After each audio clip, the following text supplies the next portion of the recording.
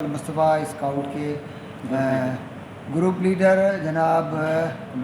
کمیل رضا زیدی سے گزارش کروں گا کہ وہ آئیں اسٹیج۔ کمیل رضا زیدی صاحب، یہ جوان ان کی صحت و سلامتی کے لیے مل کے جو آہستہ صلواتیں پڑھی جاتی تھی، اب تیز بلند آواز سے صلوات پڑھیں۔ اللہ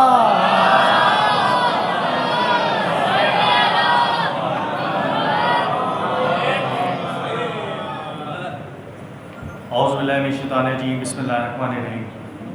شروع اس پروردگار عالم کے نام سے جس نے ہمیں یہ توفیق عطا کی کہ ہم نے یہ 6 روزہ اعتکاف اور یہ اہتمام کرا۔ درود و سلام محمد و آل محمد کی ذات پر بآواز بلند تر صلوات۔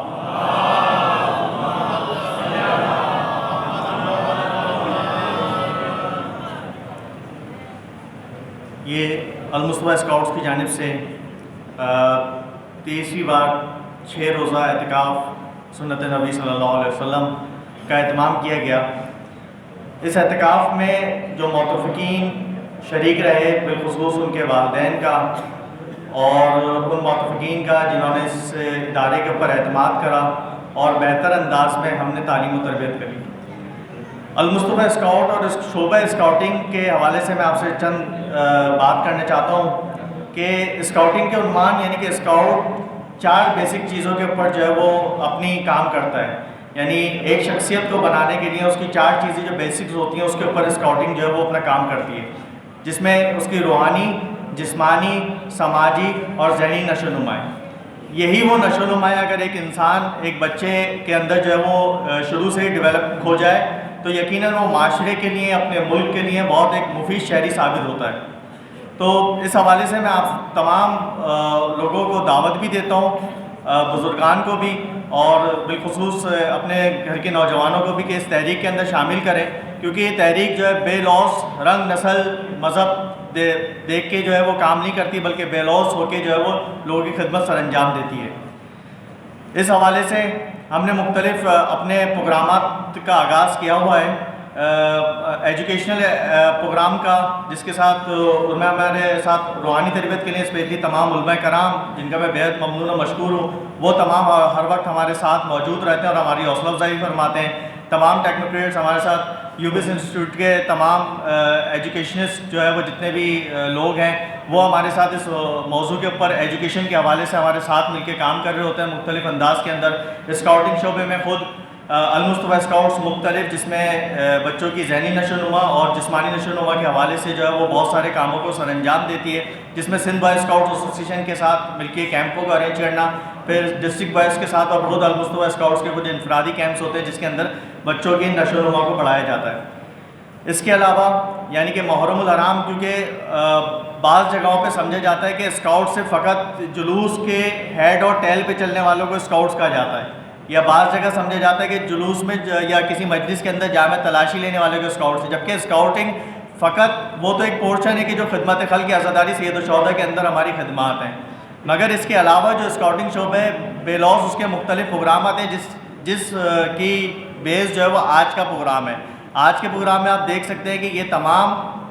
جو ہے وہ بیسکس کے اندر، جو پہلے ہماری ویڈیو چلی اس کے حوالے سے آپ نے دیکھا ہوگا کہ اس میں ہماری تمام بیسکس کے اندر ہم نے اس اعتکاف میں ان چیزوں کو بھی بچوں کو ساتھ ساتھ سکھایا کہ معاشرے کے اندر، جب یہ معاشرے کے اندر جائیں تو کس طریقے سے ان کاموں کر سکیں، اور ہم دعا کو بھی ہیں اور امید بھی رکھتے ہیں خداوند متعال جو ہے وہ ہمیں اس میں کامیابی اور کامرانی عطا فرمائے۔